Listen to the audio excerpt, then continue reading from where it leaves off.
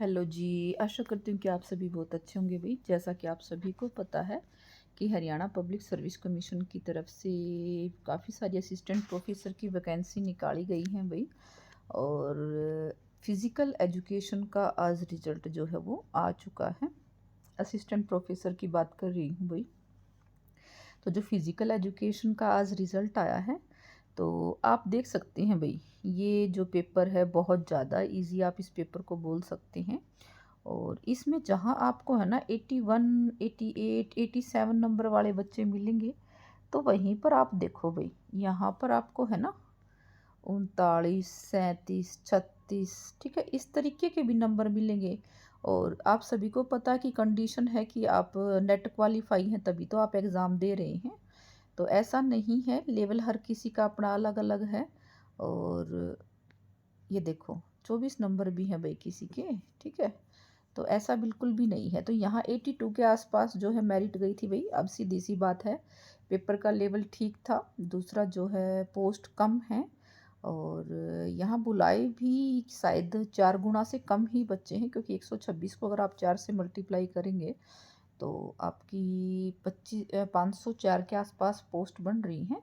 लेकिन यहाँ मेरे हिसाब से 400 समथिंग कुछ हैं, पता नहीं तो 60 हैं या 80 हैं, मतलब 500 पोस्ट भी नहीं है। मैंने गिना था भाई।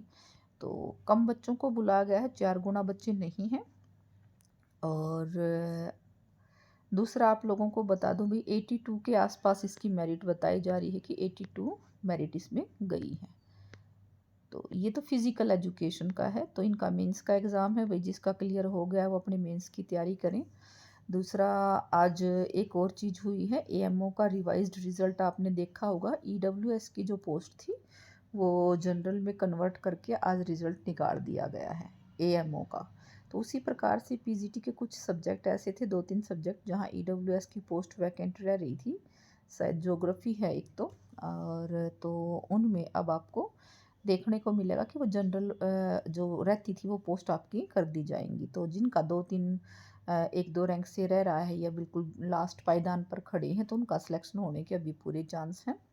और आप लोगों के एडमिट कार्ड आ चुके हैं भाई, 29 तारीख वालों का भी और 1 तारीख वालों का भी, क्योंकि 26 तारीख से आने थे। तो अपना है ना, आप चेक कर लें भाई, ऊपर है ना, आप जैसे ही लॉगिन करेंगे आप उस जो साइट दी हुई है उस पर जाएंगे, अपना फ़ोन नंबर डाल लेंगे और वो सब डिटेल डालने के बाद आपके पास जो है ना ओटीपी आएगा। ओटीपी आने के बाद आप अपने फॉर्म पे चले जाएंगे, वहाँ ऊपर देखें आप, आपको एक लिखा मिलेगा कि डाउनलोड एडमिट कार्ड, तो आपको उस पर क्लिक करके अपना एडमिट कार्ड जो है वो डाउनलोड कर लेना है, ठीक है।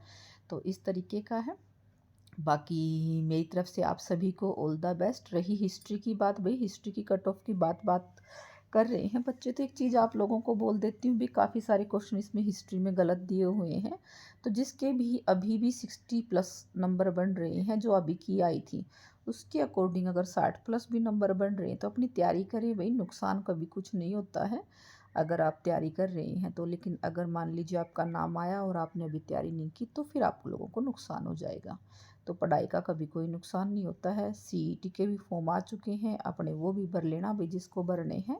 तो लगातार प्रयास करते रहें, क्योंकि प्रयास में ही सब कुछ है।